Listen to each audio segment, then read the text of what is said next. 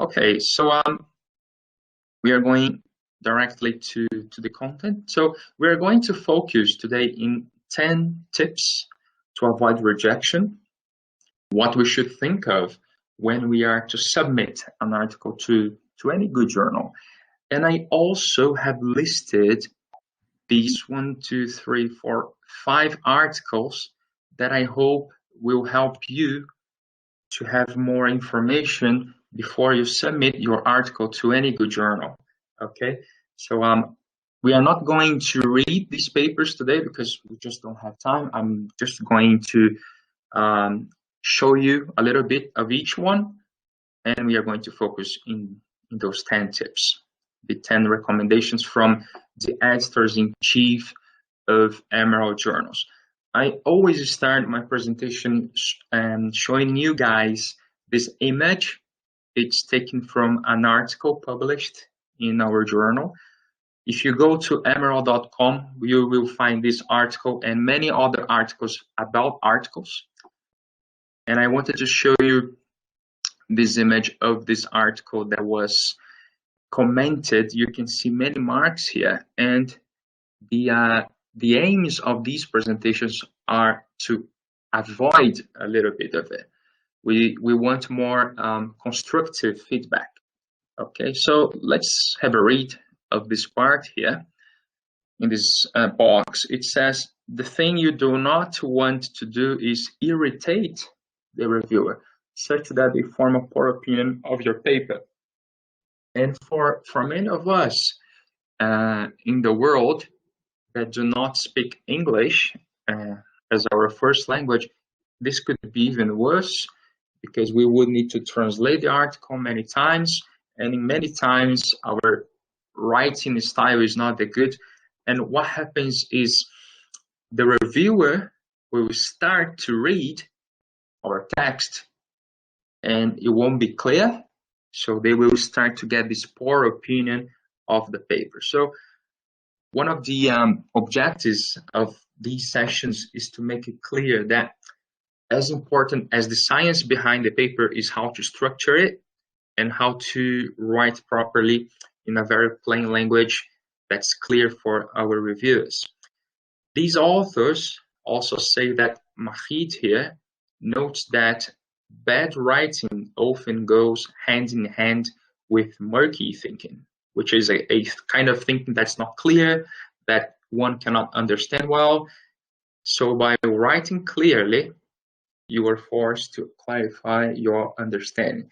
So basically, Mahid is saying that we should try to have a clear writing style, and this way we will not irritate the reviewer. Our text will be clear, and hopefully we won't be desk rejected. We will be desk accepted, and we'll move on to the peer review process and get published. All right, so let's talk about those 10 recommendations to avoid rejection. This is the most important slide for today. The first recommendation is the originality. And there is a question here, what's new about your article? Is it the subject, the treatment, the results? As I am based in Brazil, I know some scholars that come back from Europe or the US, and they bring some new methods that need to be adapted to our context in Brazil or in the Caribbean, in Latin America. Could be that, could be new results, a new method, an adapted method. It will really depend on the research you are doing. As important as the originality, I was sharing about the cover letter last week, and the originality is something that should be pointed when you are to submit your article to Emerald Journals or to other journals. Many of them will ask you to send the cover letter, which is where you introduce yourself, you talk about your research area, but overall you talk about what is original in your article. And that's really an opportunity for you to convince the editor-in-chief that he or she should read your article and move it on to the peer review process. All right. The second point is relevance to and extension of existing knowledge. I always compare this to a conversation we could be having in a bar, in a pub. So let's imagine we are all in Brazil talking about football, which is very common for us here, and someone wants to participate in our conversation in this bar in Brazil. If we are going to talk about football, this person should try to adapt his subject so he could join our conversation, right? So if we are talking about football and he wants to be part of this conversation, he should probably talk about football as well, not volleyball or basketball. And now coming back to the journal, if we want to be published in a given journal, in our target journal, we should be relevant to that journal and extend the discussion that's being made in the articles that this journal publishes. I know it may sound a bit silly, but in Brazil, in Latin America in general, and in the Caribbean as well, normally the authors will come to me and say, Andre, I need to publish this article and I'm looking for a journal that's indexed either in Scopus or in the Web of Science. It should be quartile 1 or quartile 2. But in many cases, those authors do not know the journals. They have not read one issue, one article of those journals. And one of the things I always share with them is, before publishing, it's important for you to have access to those contents, to read them, read those journals, try to understand what they are publishing, who they are citing, and this way it will be much easier for you to get published in those journals if you understand the conversation that's being done in those journals. And then you will be more relevant and probably extend the discussion that's being done in those journals. The third point is about the research methodology. There is a question here, which is, the conclusions are valid? Are they objective? I can share with you an example that happened a few years ago in Mexico. I was in a conference and there was this session, and this colleague from Brazil was presenting his paper. And there was this huge table with many numbers, and he said, so based on these numbers, we can conclude X. But at the end of the room, there was another professor from Latin America, and he said, excuse me, but based on these numbers, you should reject X and you should conclude Z, right? There was a silence in that moment, but basically, he was using the method, but it wasn't correct. In your research paper, you are the one who should decide which method is the best method for you to achieve your objectives in your research work, but use them well. One of the complaints I hear a lot here in my country is that many people are using those quantitative methods, many numbers, but many times they don't know how to use them well. So that's one of the tips for today's session as well. The fourth point here says clarity, structure, and quality of writing, which was just last session. And the question is, does it communicate well? Many authors will recommend you to read out loud your paper or to send it to a friend before you submit it to a journal. If your friend can understand it well, okay, then you should submit it. Another tip here is if you have a colleague that can do for you a previous peer review, that's also a very good recommendation. I visited a few times a scholar in Chile at Universidad Católica de Chile, and this professor always gets awards from Emerald. And one time I said, what do you do to always get published and always get the awards? And she said, I am a senior professor in my field and I have a few colleagues worldwide. Before sending my paper to a journal, I send my article to them. I receive the feedback. I change my paper. I follow the recommendations, and then I send my paper to the journals. And what happens is, instead of getting those accepted with major revisions, I normally receive a accepted with minor revisions. So I don't need to make many changes before being published. So I think it's a very interesting recommendation as well. Then it says, point 5 here, sound logical progression of argument. All professors here, we will understand what I'm going to share now. So when you teach and when you are to read your students' exams, you can see when there are gaps in the text, when some paragraphs are not linked to each other. So the idea here is to avoid those kind of texts, right? To make them very well structured. So there is sound logical progression of argument. This is not about rocket science. It's much more about good grammar, good English structure, or Spanish, French, Portuguese, whatever language the journal will ask you for, okay?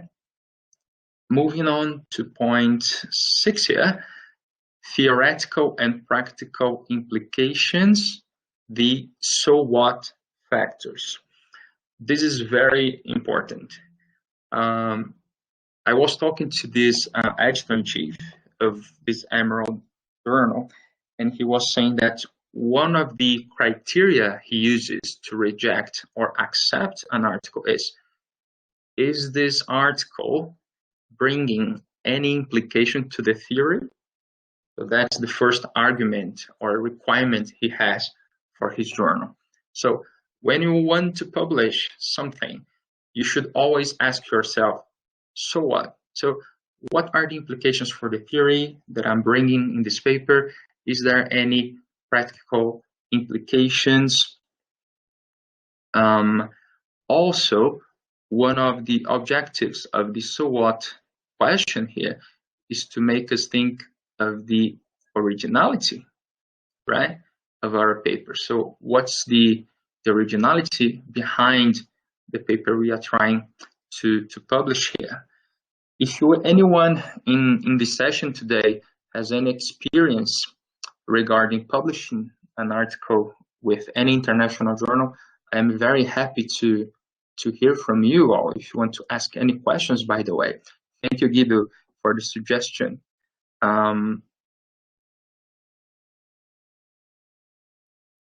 Oh, okay. Thank you, Guido. Guido just reminded me that Marcos is in the call today, so I might ask him by the end of this slide. When I reach the title here, I'll ask him. Thank you, Marcos. It's a pleasure to have you here.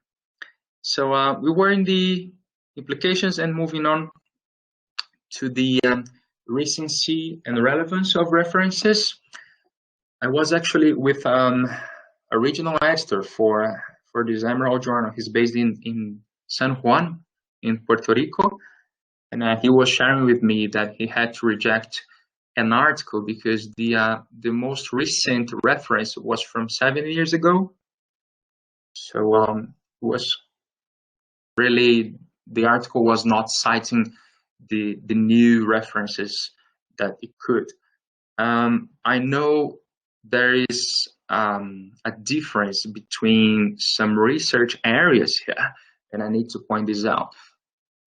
If you are talking about computing science, for example, I know that many will say that a recent article must be in the last 6 months.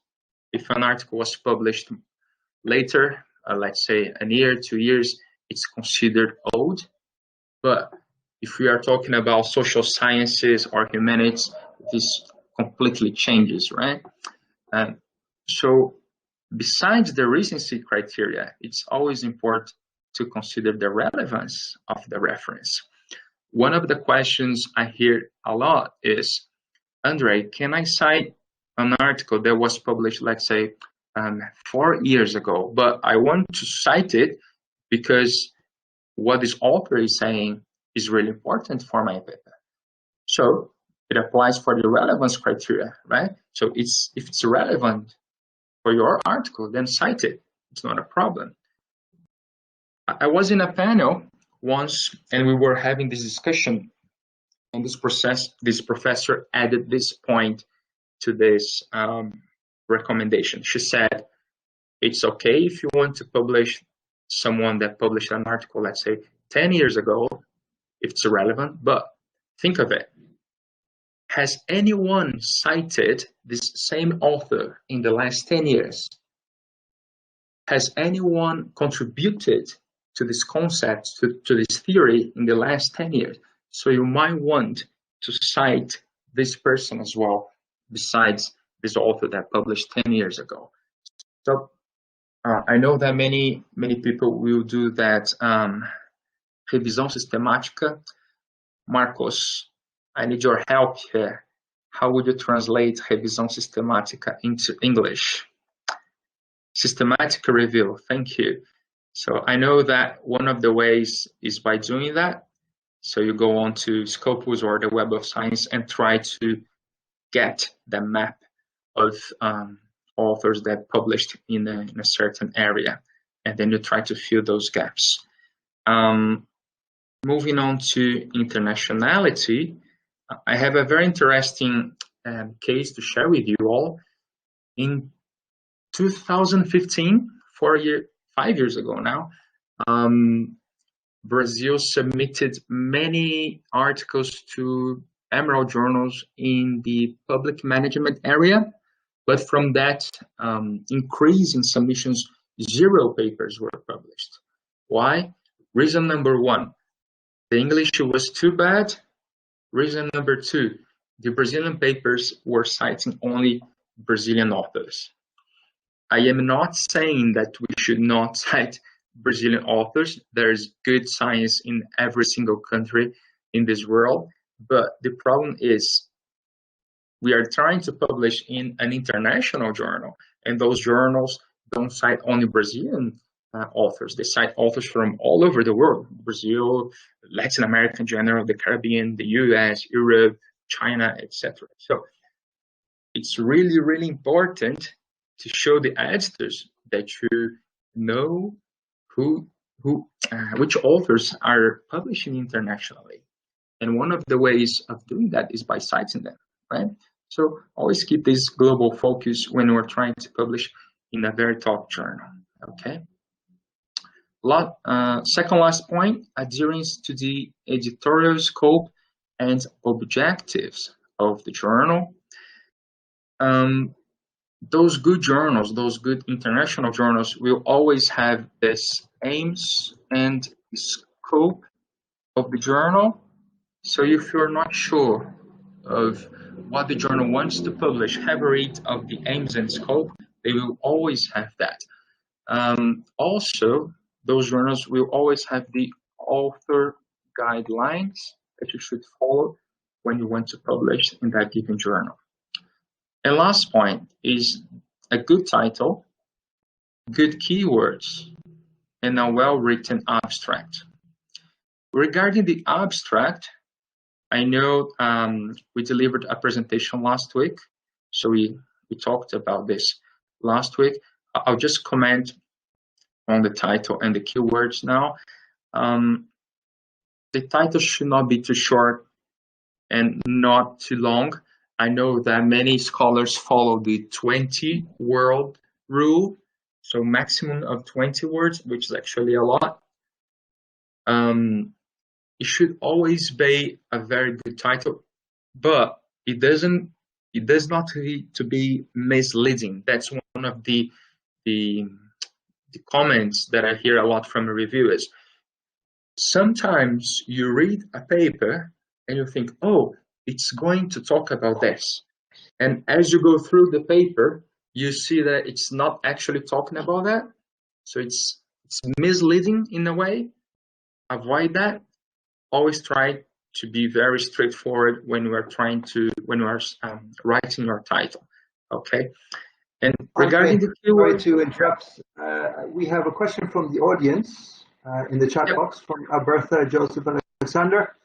Her question is, what is your opinion of citing other articles that have been published in the same journal, meaning the same journal you want to publish in? Oh, thank you, Guido, and thank you, Alberta. It's a very good question. I think it's good. I always ask authors and editors about the first point, the originality point, because I don't think personally, but that's my personal opinion, I don't think it's clear enough. On the top of that, originality can be different for every journal. But if you cite an article that was previously published in that journal, it means you read it. It means that you are building on something that was published before. So I think it's good.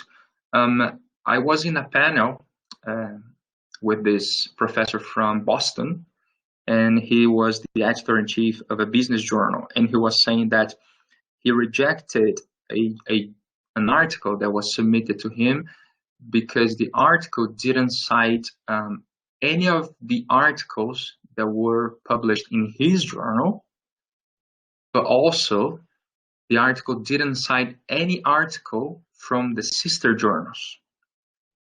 Sister journals are those journals that are in the same area of research, similar journals. So depending on the area that you are, there must be 3, 5, and maybe 7 journals that everyone wants to publish in.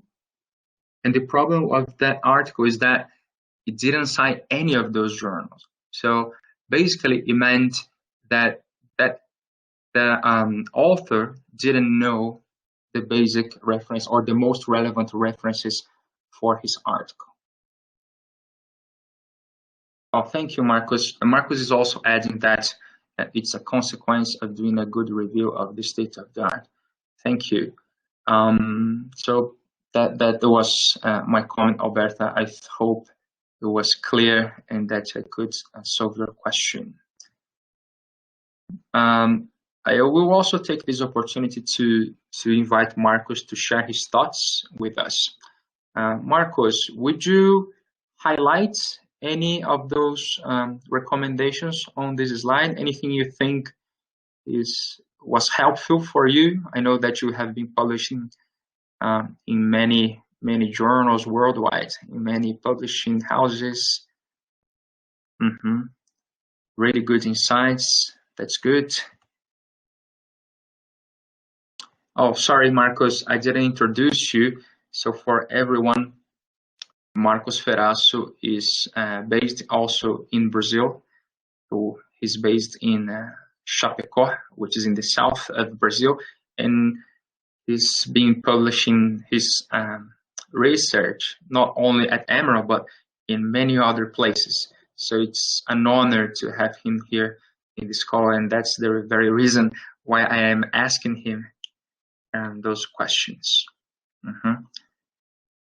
He's sharing that the main topic is the contribution. Thank you, Marcos. Okay. Any other questions from our colleagues worldwide? No? Okay, so let's move on. And I'm going to show you a little bit of those articles that I listed for you to show you when you have spare time. Have a read of those articles. They're very interesting, and I hope they're helpful for you to get published as well. So this first one is why papers are rejected and how to get yours accepted. If you read this article, you are going to find 8 very interesting recommendations for you to get published. As I was sharing before, this author says, clearly indicate which theoretical conversation or paper is joining as early as possible. I was using that example of joining a conversation in a bar if you were talking about football, right? So being published means you are joining also a conversation in a journal, right? So if you want to be published in a given journal, you should show as early as possible what is the theoretical conversation your paper is talking about, okay? Do have a read of this article. It's very interesting. I am going to share with you also this one. It's focused in accounting, but as I was saying before, they recommend you the novelty and the rigor of the research. So the novelty here is related to the originality of the article, which is something Marcos also said is the main important point here in this presentation. And the rigor of the research is the method you are using. And as I was saying before, many times we need to use very complex methods, but we need to use them well. Moving on to the next slide. The next 2 articles are going to be completely different compared to the previous ones. So here you find the 100 PhD rules to complete a doctoral dissertation. So let's say we are all professors here and we have PhD students, or we are PhD students, and we want to get some tips on how to survive the PhD life. You find some very interesting tips here. I got 3 here. So it says, develop your critical thinking skills, critically evaluating prior research to problematize differently something taken for granted. Okay, so as we were saying before, we need to do that literature review, and it's always important to have a critical thinking towards what we are reading. And this will actually help us with this. Put 3 bricks on the wall of knowledge. The literature review is critical in identifying the bricks already on the wall of knowledge. Why 3 bricks? This author thinks that from the literature review and from the PhD thesis, we should try to put 3 articles in the wall of knowledge. How can we do this? By being critical towards anything we read, right? So to problematize differently something taken for granted, right? And this one I also think is very helpful. Write almost every day. If we write 1 page per day, by December we should have 365 pages, right? So that's those are the recommendations for this article. And there is another one which is about the rule of the game, or the rules of the game, how to publish in international journals. As I was saying before, to find a critical friend is really useful. Before submitting your work, have a critical friend to give you feedback and vice versa, right? As I was sharing before, some authors will do a previous peer review, and that will be very helpful for you to get published in good journals. Write clearly. The writing should be clear and easy to follow. This is also a recommendation for those who don't have English as their first language. Normally in Portuguese and in Spanish, we will write many more words to try to give someone a meaning. But in English, normally with a noun, you just say straight away what you want to say, right? Oh, thank you, Marcos. Marcos is sharing that tip number 10 is critical in Brazil.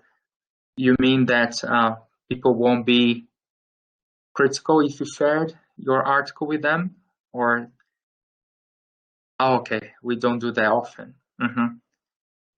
Why? Why do you think we don't do that often, Marcos?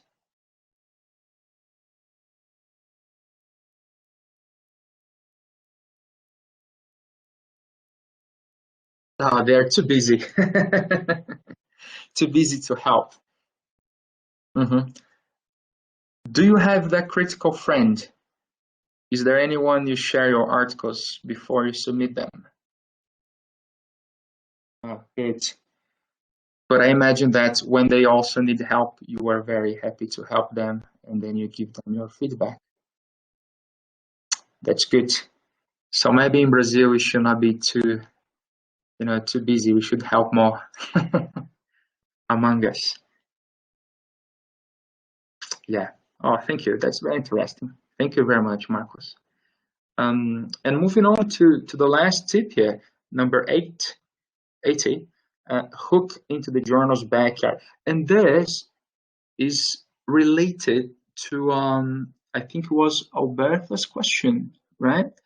So it says, Alberta here, if your paper is a good fit, it should be possible to connect your paper with prior research published in the target journal. And I forgot to finish that comment about the editor-in-chief from the US. He was saying that he rejected that paper, but he could suggest him, I think he said 10 papers that he published in his journal, but he didn't share that because of ethical issues. He didn't want the author to think, oh, he wants to increase his citations. That's why he's asking me to cite his journal, right? Yeah, thank you, Marcos. Marcos is also commenting that editors don't do that. Yeah, for ethical reasons, but from his heart, he could think of at least 10 articles he could suggest that author, but he couldn't do that, right? But it's like, if your paper is a good fit, it's always possible to connect your paper with articles that were published previously in that journal. Okay. All right. So we have seen the 10 recommendations. I thank you all for your questions, your comments. Alberta, Marcos. Thank you, Marcos. That's always a good recommendation. You can send your abstract to ask the editor if the paper is suitable. This is also something we recommend all the time. I did that once, and the author said, the editor-in-chief said, we are not interested in your paper, which was a rejection, but that was actually good. Yeah, that helped me to save time. So I didn't submit my article to the journal. I changed the article and sent it to another one. That was suggested by that editor-in-chief. He said, I am not interested, but those other 3 journals publish what you want to publish. So submit to them. That was perfect. That was everything I needed. Thank you, thank you. Thank you, Marjorie. Moving on. So that was the presentation with now 35 minutes. I want to thank you for your patience. I hope my English wasn't too bad. And I want to pass the presentation now to my colleague Guido, which will help us to understand a little bit more of our platform. Thank you. Excellent. Thank you so much, Andre. That was very great. That was, I think, very useful. Anybody of the participants, if you want to share your experiences so far with the process of acceptance and rejection of articles, by all means, you can step in at any time and share it with us. So that's great, and thanks everybody for participating so far in the discussion. By the way, just before I go off and show you our platform and how it works, and where you can find the content that you need to publish. There's a little icon on. I'm just going to share my screen. Is that possible? Share screen.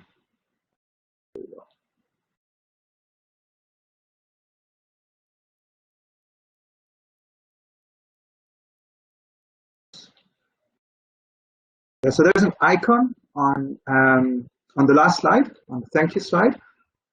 Small icon at the bottom left. There's an arrow pointing downwards. Maybe you've looked at that, browsed over it, but you can download the original presentation right onto your desktop from there. Okay. So let's see, anybody want to contribute anything in particular? Well, you've got the next couple of minutes to do so if you want.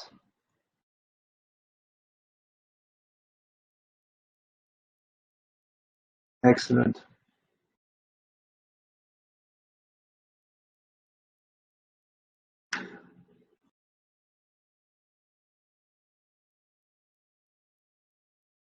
Excellent.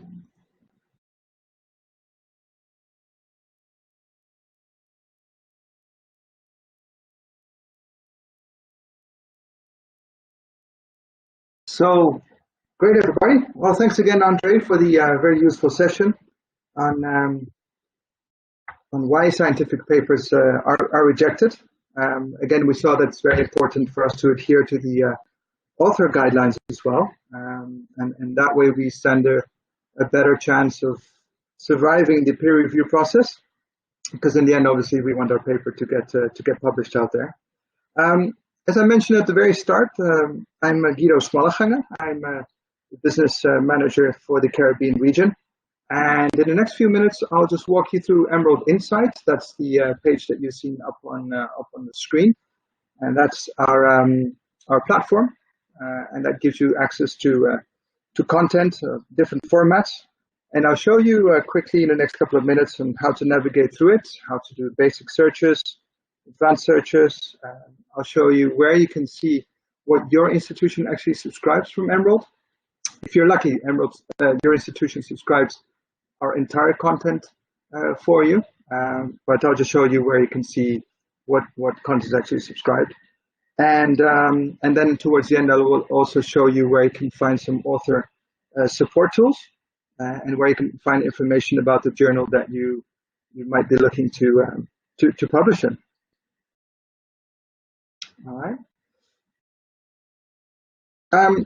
And just before I start showing you what Emerald Insight, what it looks like and what you can do with it, just a brief introduction about Emerald Publishing. Us as a publisher, we're a UK-based publisher. We've been around for a little more than 50 years.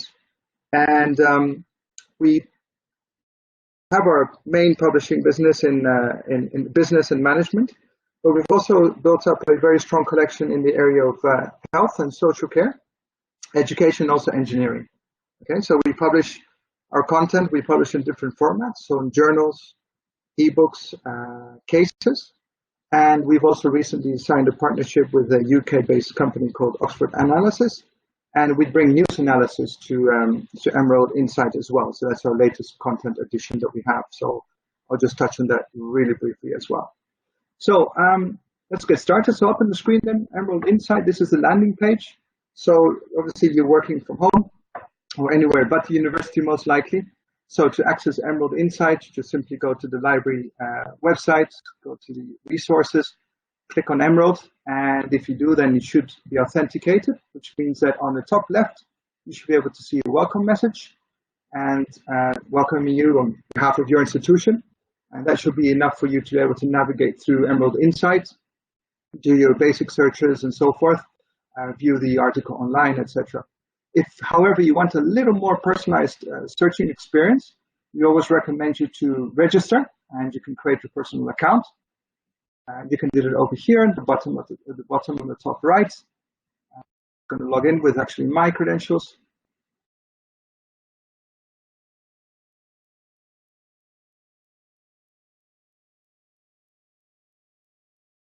It's a little slow. There you go. I've got your email address and my password. Again, this is optional. But if you do create a personal account, you will have obviously a more customized searching and browsing experience altogether. So at the top right, what you will now see is save searches. So every search you can do, you can save it. You've got your profile and you've got your My Products, and I'll touch on that a little later on. And you've also got a link here to view the entire portfolio of products that we offer at Emerald. So again, this is a landing page. This is a Google-esque landing page, if you will, with a nice search box here. This is where you can start your basic search with a keyword or a combination of keywords, or even a phrase, if you will. So just go ahead and just type keyword search. So you will see that as I go typing along, I get some suggestions of actually titles that contain sustainable in this particular case. That's called predictive searching. But I'm going to go ahead and look for articles or items with sustainable business model. Click on the search icon right there. And I will see that I have retrieved over 44,000 results. All right, so this is the whole list right here. You've got your green marker, your checker, which means that I'm going to have access to the full text of that particular article in this case. This is a journal article, as you can see. This is the link, which will take me to the article itself. These are the authors right there below it. An introduction to the summary. So I have a quick overview of what that article is about. Then you will see the links to the HTML articles. This is the online version of this article, and also the PDF. And at the top right, you can even further refine your results by relevance, or newest to oldest, or oldest to newest. So let me just click here, open on the view summary. We've got here the complete summary or the abstract of this particular article. And on the right-hand side, below details, you will have a link. Well, a link in this case, it's the name of the publication that this article was published in. And there below, you've also got some keywords. So these keywords are obviously related to this particular article, and from there you can even refine your search even further. All right. On the so that's basically the basic search. On the right-hand side, you have three options here to further refine your results. All right. So this is probably the most important one, the access one. As I said at the beginning, we as Emerald, we publish content in very different formats. If you're lucky, your institution subscribes everything for you, so you have full text to all our content. But if you're unsure, I would definitely always recommend to click on the only content I have access to. And if you're only interested in knowing what open access content we have, and if you only want to do searches in only open access content, we can click on that option. Below that, we can further refine by year or by date range as well. And we can further refine the results by content type. So whether I'd want only results to be from articles, from book parts, case studies, or even expert briefings, which are the news analysis items that we recently added to our portfolio. All right, so just let me go ahead and click on the link to the article. So this will open up the HTML of the particular article with here at the top. Again, you've got the authors. This is the journal where this particular article is published in. You've got the publication date right here. And on the left-hand side, you've got a quick, like an index, so you can easily scroll through the entire article or jump to certain sections within the article itself. On the right-hand side, you've got related articles. Oops. I think there's a phone ringing somewhere.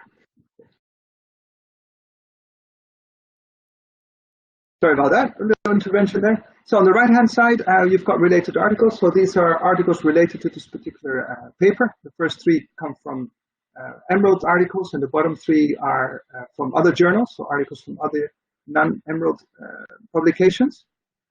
Right? So this is essentially how you do a basic search within Emerald Insight. Now, to do an advanced search, there's two options. We either click on the advanced search option right here, or at any given time, we can click on the logo at the top left, which will take me back to the initial start page. And you've got the advanced search button right there. Okay, so from the get-go on the advanced search, you can decide to only look for content in journal articles or in book parts, case studies, and so forth. You've got the option to add keywords. We use Boolean operators as well, which are the and or not options. You can further filter by certain fields, the date range, etc. So let me just go ahead and make a advanced search. tourism, pandemic, and global. Say I'm only interested in finding articles from 2019 to the present date. And then I click on the search icon right there. And this will retrieve me 69 pieces, as we call them. So these can be articles, or there can be, in this case, news analysis. So again, we've got the article here, the article link. And at the right-hand side, we can further refine the results and say I'm only interested in articles. Then I click on the article option there, and it will further refine my results to 16 in this particular case. So this is the article. It sounds like an interesting article. Eye lenses, refuges for surviving global catastrophes. Again, from here, you can go straight to the online version. And you might have noticed here this colorful donut, if you will. So these are alt metrics. They are complementary to the traditional citation metrics. So essentially what alt metrics do is it measures the conversations about this particular article in the digital space. So it might be that this article is referenced in a news outlet, maybe somebody in a research forum like Mendeley has cited the article and so forth. So if you click on there, it will take me to the Altmetrics page itself, the dashboard. And it will show me where those articles are cited on the digital space. So again, there's people talking about this article in Mendeley. Somebody's been tweeting about it. There's a news outlet as well that commented on the article. All right, so let me just go ahead and click on the article itself then as well. So this article is actually published in the journal Foresight. Now this is where the interesting part comes in for you that might be interested in publishing in certain journals from Emerald. So this will give you, first of all, an overview of all the volumes of the issues that have been published. And on the right-hand side, we've got a link to about the journal. And this link actually will open up on our corporate webpage, gives you all the information that you would want about a particular journal. So we've got our table of content. You can actually straight from the start submit your paper here as well. There's calls for papers. And this is a section which Andre touched on. So this is the aim and scope of the publication. So we have to know what the aim and scope of the publication is before obviously submitting our paper there. We've got information about who's on the editorial team. We've got the author guidelines, and this is a very important part here. So we'll tell you journal by journal what you need to do. So what you need to do to start your publishing process here. So there's author responsibilities. If we scroll down, it will give you information about manuscript support services, preparing your submission. So what the requirements are for this particular journal in terms of your format, your article length, etc. So it's very important to adhere by these guidelines. And this is part of the rejection that Andre talked about. If you don't adhere by these rejections, you might have a chance of being rejected, or at least it's important to try and adhere to these requirements as much as you can. So all the information can be found on that page as well. Again, you've got your call for papers, and also you've got a section here about the rankings. So this will show you how that this particular title is ranked on the traditional citing indexes. We've also got related journals right there. And so let me go to the top here. We've got a section on our corporate website, which is services. After this, we'll send you the links so you can browse in your own time and look at all the different options. So these are all the services that we offer. You as an author, if you're a researcher, we have these different services that we offer. So let me go back to the authors. So you can actually go to a link and find a specific journal that you might be interested in publishing in. This is actually a new feature that we have. So you can select a certain area of subject, of research area, and we'll have an overview of all the publications in that particular subject area. So that's a very useful tool right there. We also have the author how-to guides. So again, this is all guides showing you how to structure your journal, for example, before your submission, how to write a literature review, how to write more simple, etc. So these are very, very interesting tools at your disposal. So you can have a look at them a little later on. All right, so I'll definitely look on that as well. So let me just head now back to the platform itself, so Emerald Insight. Again, if you click on the logo, it will take you back to the start page. So I just showed you how to do a basic search and advanced search. how to refine your results, and also showed you a little bit of how to get information about a specific journal, what the requirements are to publish in a specific journal. As I mentioned, we are logged in as a personal user, so we've got the Save Search option right here. Again, if you're lucky, your institution will subscribe all the content for you. If you are unsure, you can click on this button right here, this link, My Products. In this case, this is a general company account, but in this section, you will see all the collections that are subscribed by your institution. And if you click on any of those links, it will take you directly to all the titles within that particular collection. So that's a useful way to get there. And then finally, we've got our Explore Content button. So again, this is a link to all the content that we offer you. So we've got your journal links, we've got books, case studies. I just want to touch on that really briefly. So Emerald case studies. So we offer different business cases. We package them in one big collection, which is called e-cases. But there's also a sub-collection, a very popular sub-collection, which is called Emerging Market Case Studies. It's got 800 cases from countries, developing economies, so very interesting. And this link here, this is a very interesting link for those of you maybe on the call that use business cases and maybe Emerald cases as well in your classes. You can share this link actually with your students as well. So this link will take you directly into the search engine of the emerging market cases in this particular case. So that's an interesting addition right there. Then we've got our expert briefings. Expert briefings is the latest addition to our portfolio. So these are news analysis of geopolitical and macroeconomic events happening around the world, and we put them into context for you, and they're published on a daily basis. So that's how you have access to those briefings, as we call them. And then finally, touching a little bit on the open access project that we have ongoing. So we're at Emerald very committed as well in the open access movement.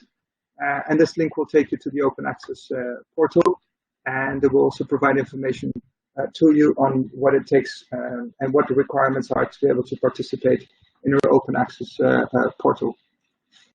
And then finally, at the bottom section of Emerald Insights, we've got the different services that I just mentioned to you as well. So we've got direct links to the author services, which I showed you, researchers link, and also, well, if you're a librarian or if you're just a user and you want to get a little more knowledge on how to use this particular platform, there's a librarian toolkit right here. And this will have a link to the user guides. So this gives you guides on how to use Emerald Insights. We've got them all in different languages available and so forth. But overall, it's a very intuitive site that you've seen. It's easy to use. And yeah, we definitely invite you to use Emerald Insight for your searches. And hopefully we'll get to welcome you as an author as well on Emerald Journals. So this was just a very quick recap of Emerald Insight. Just let me know if there's any questions. I'm just looking here through the question list.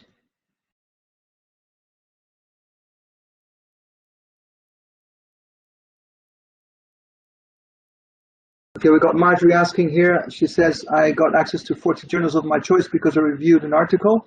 I tried getting a PDF. I was told I do not have access to the journal. Okay, yeah, so our colleague Tutila, she's, once you let us know what institution you're part of, we can reach out to you directly. If you can provide us your email address, and then we'll get that sorted out for you.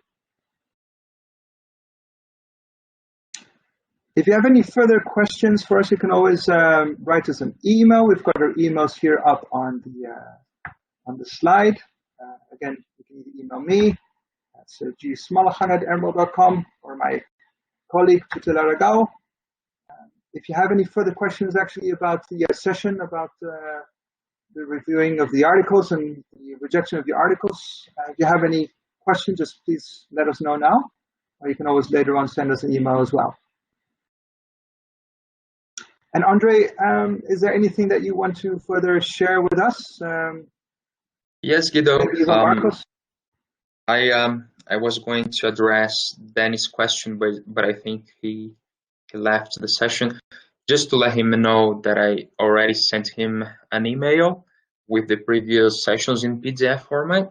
So if any of you that's in the session today want the same, please let me or Guido or Tila know, and we'll be happy to send you the links for the PDFs and the videos. Okay. Thank you, everyone. Marcos, for your comments, Marjorie, Roberta, all of you that helped us to make this possible, and to you as well, Guido and Tatila. Thank you all very much, and stay safe, stay healthy, and hope to see you soon. And by the way, we've got a next session, right, Andre? That's, I believe, next week. That's right, on books and teaching cases. It's going to be very interesting. If you want to understand more about them, please do attend the sessions. And we are going to talk about specifically about teaching cases with our editor-in-chief, Michael Goldman, in English. And there will be another session in Spanish with Rodrigo Villalobos, who is based in Chile. So don't miss that. Thank you so much, Andre. Thanks, everybody, for your time, and hope to see you next time. Have a great day. Bye-bye. Bye-bye. Bye-bye. Thank you. Thank you, André. Obrigado, Júlio. Abraço. Abraço. Depois você pode me enviar essa apresentação? Eu te mando um e-mail. Tá joia. Claro, mando sim. O inglês tá legal, cara. Não se preocupa, não. Eu entendi tudo. Forte abraço. Valeu, um abraço. Tchau. Tchau.